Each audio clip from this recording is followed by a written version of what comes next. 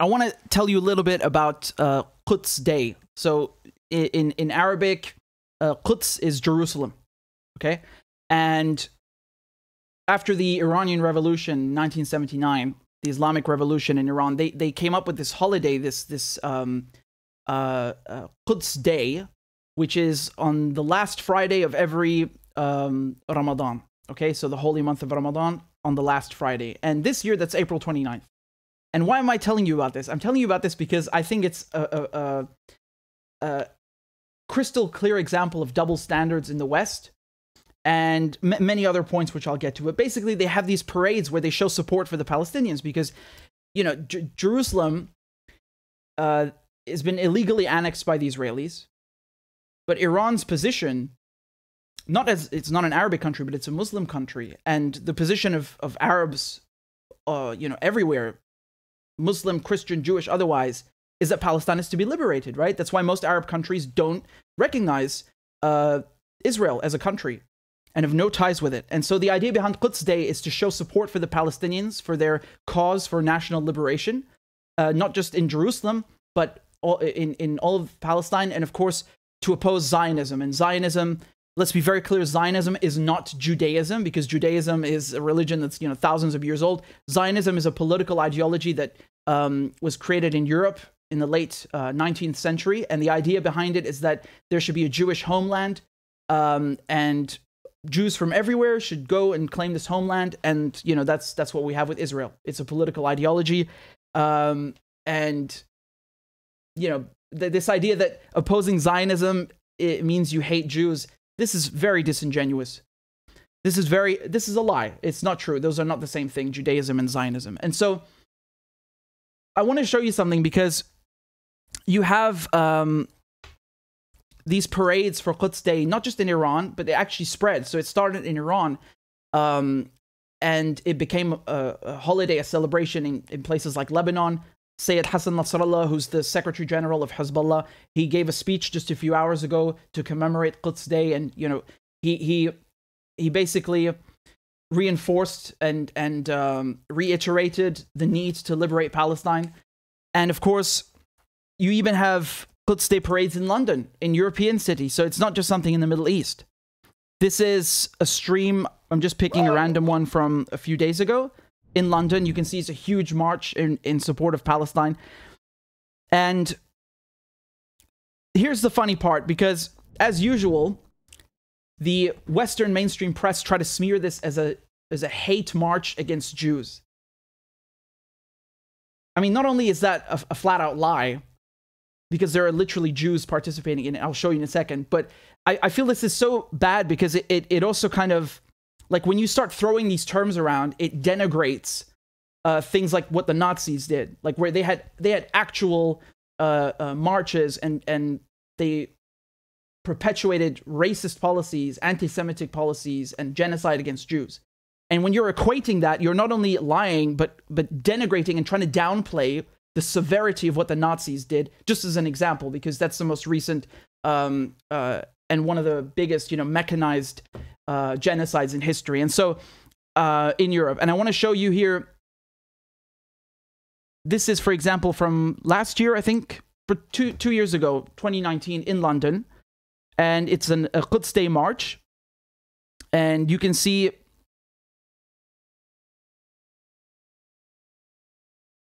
you have Orthodox Jews that are coming and participating in it. Let me show you something else, just one moment. I've got a video also from the one from a few days ago in London, the most recent one.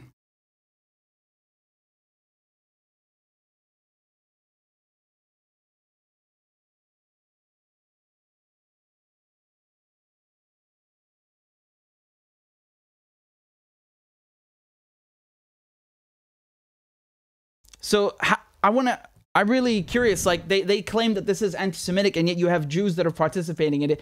That doesn't fit your narrative, really, does it? And here's the irony. Are you ready for the irony? The Israelis have their own Jerusalem Day. They have their own Jerusalem Day.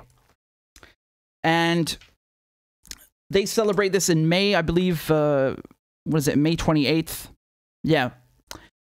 And do you know what they celebrate, the Israelis? They celebrate their illegal invasion and annexation of Jerusalem because, you know, the Israelis say, we're a legitimate state.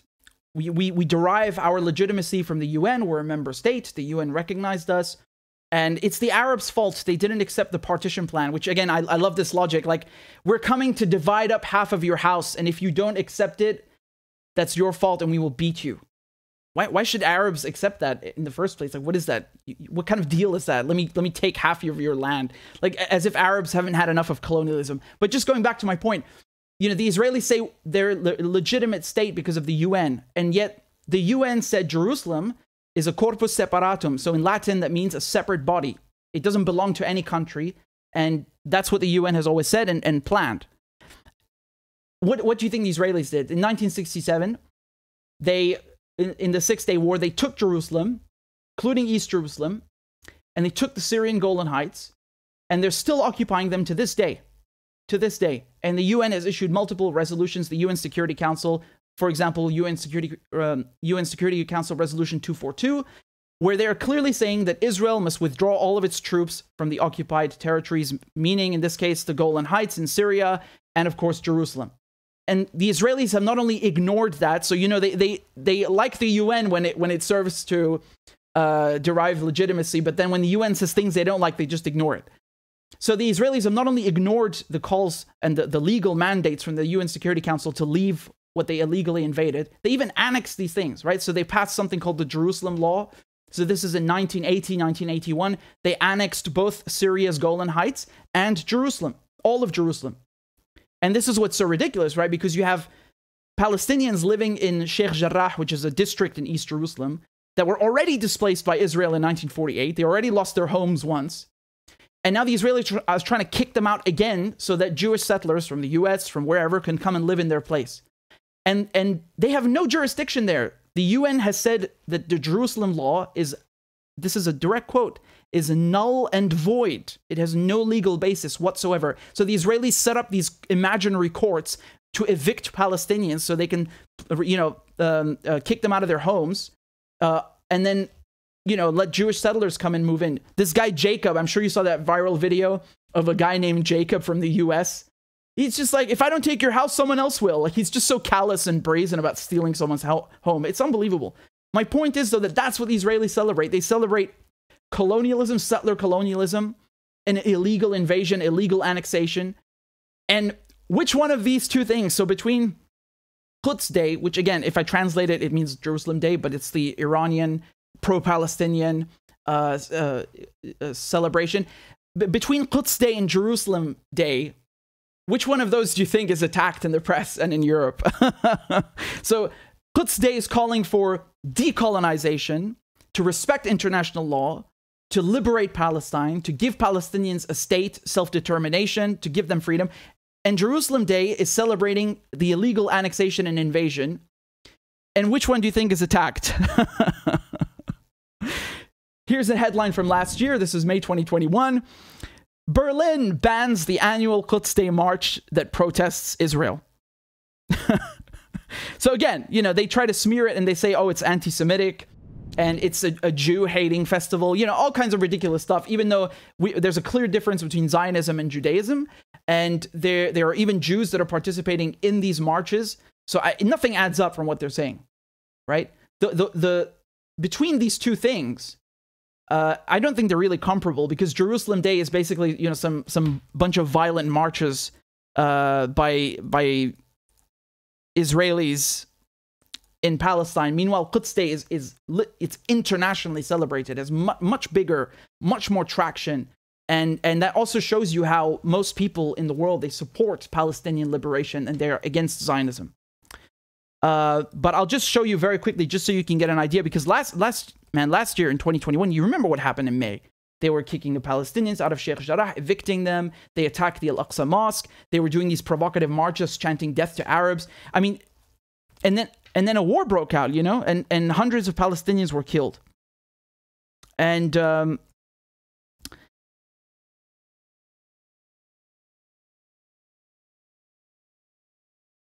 they had all these flag marches as well, right? So I'm not just only referring to Jerusalem Day. But here, let me just show you one random video. It doesn't matter which one.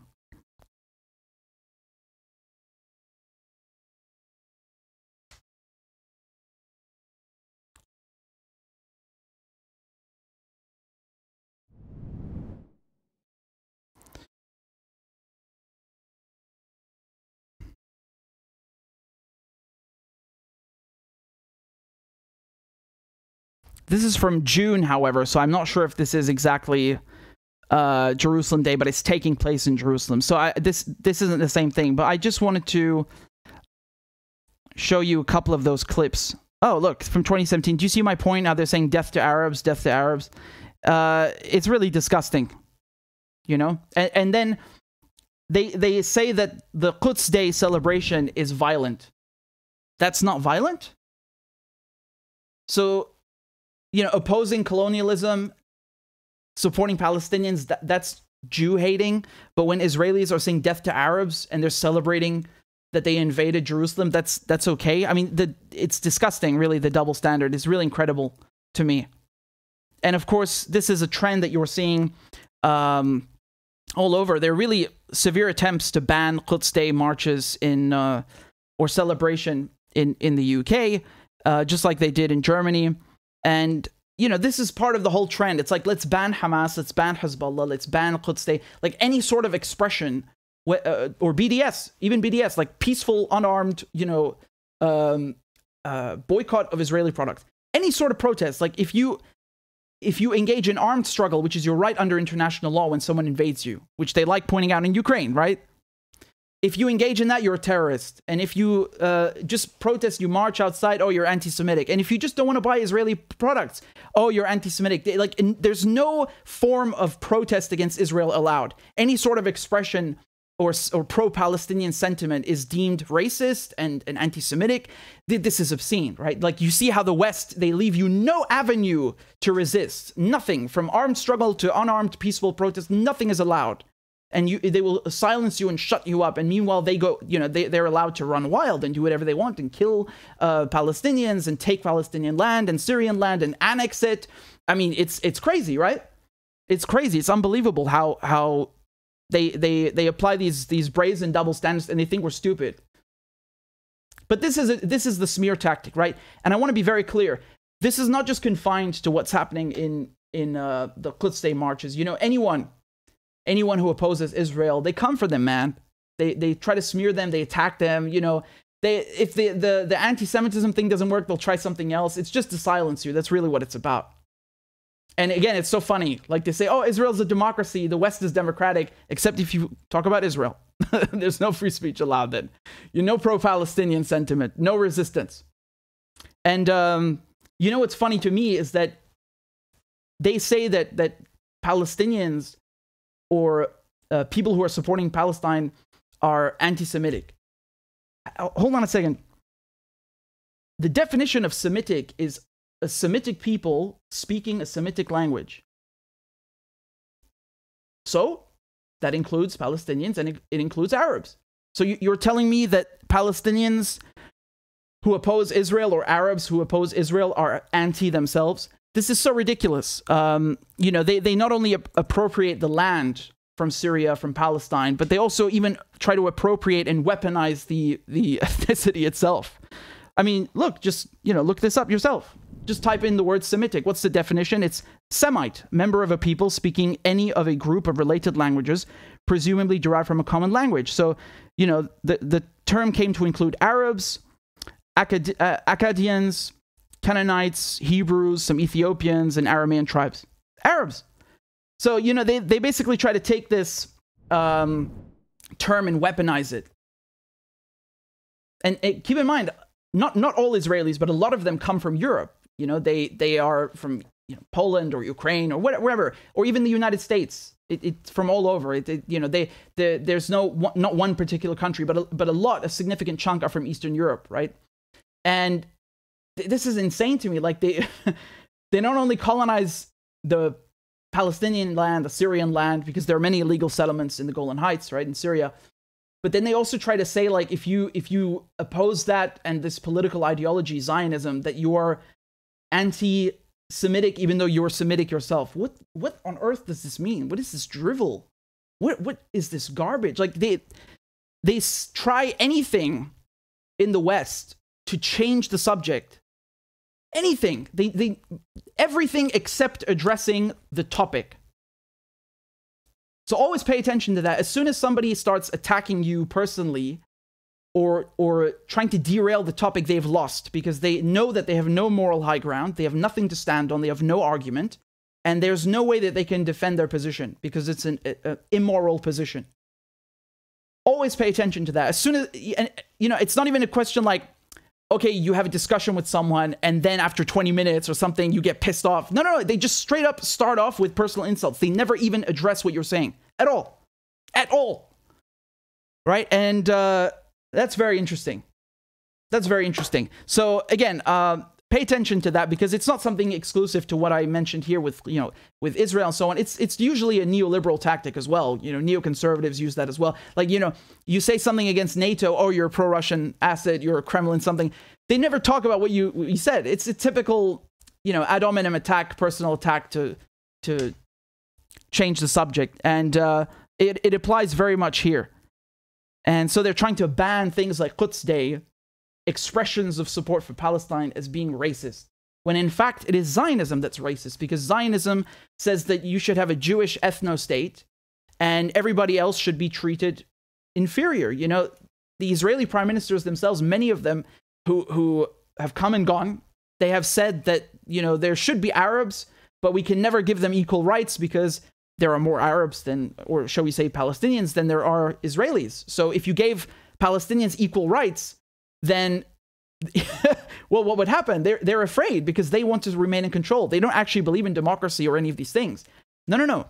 Make no mistake. And of course, I've told you, for example, about the this new marriage law in Israel, where they're saying that, you know, here, we talked about this a few weeks ago, right?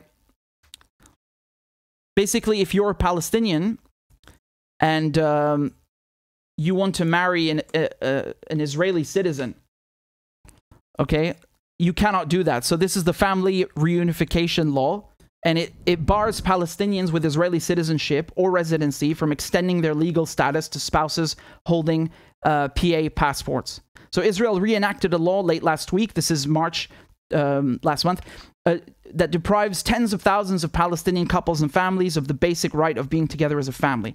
The citizenship and entry into Israel law, which has been in effect for close to 2 decades, expired in July 2021, but it remains in practice, it remains in force. And again, it also applies to spouses from Israeli designated enemy states like Syria, Lebanon, Iraq, and Iran.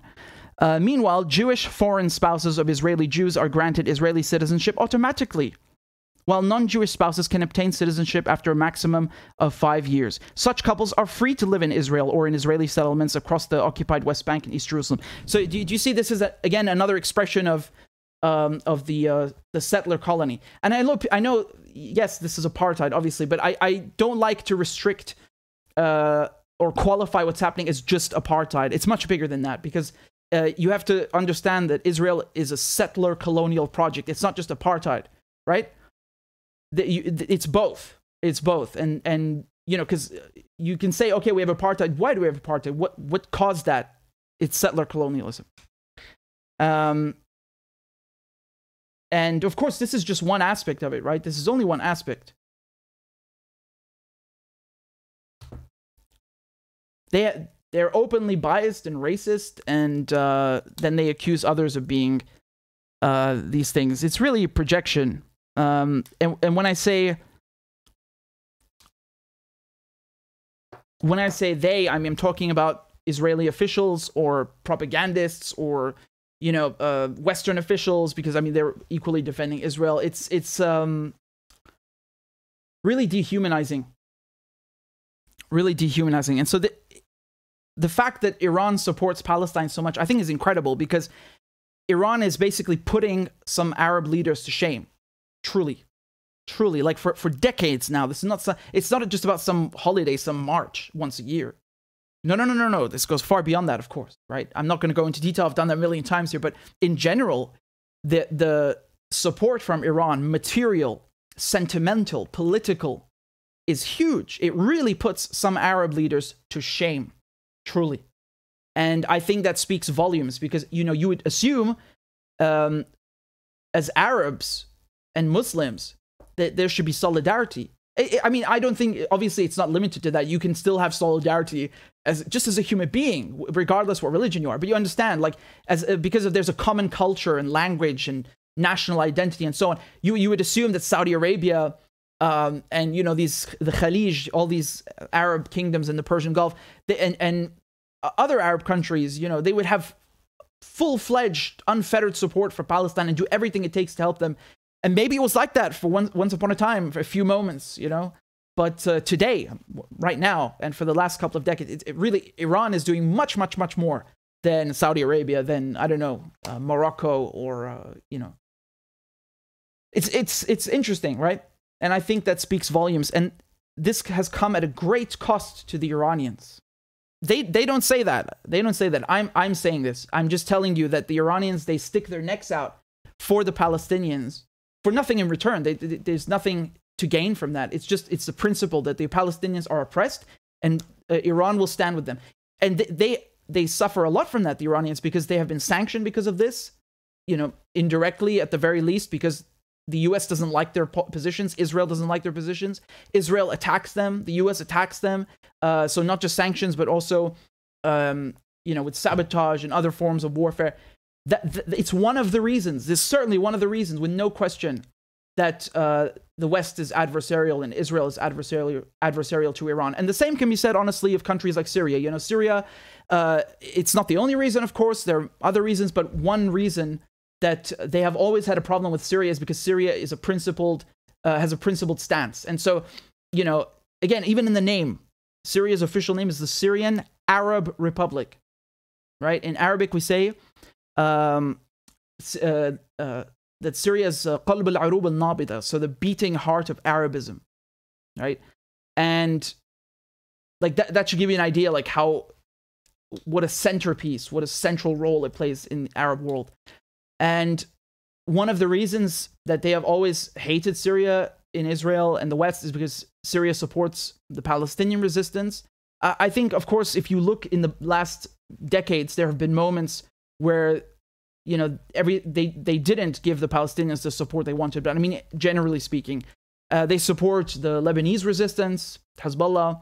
They support Yemen. Of course, the issue in Yemen is a bit more recent. But generally speaking, you always hear this, like, it's not a secret. The Israelis would say, oh, Syria is sponsoring terrorism and all this bullshit. And, you know, it's important because it's not easy. And obviously, Syria and Iran, they don't do this for anything in return. It's the principle. And I think it's important to understand that. And when people say that, oh, Quds is racist or some nonsense, it's not racist. It's the complete opposite. It's against colonialism. It's against racism. And the fact that it's spread so far, it's not just in Iran. It's in Lebanon. It's in Syria. It's in Palestine. It's celebrated as a holiday, as an annual commemoration in these countries. And also in Europe. That shows you that it has traction and it has meaning and substance, because the cause that it supports is genuine and worth fighting for, and completely valid and righteous.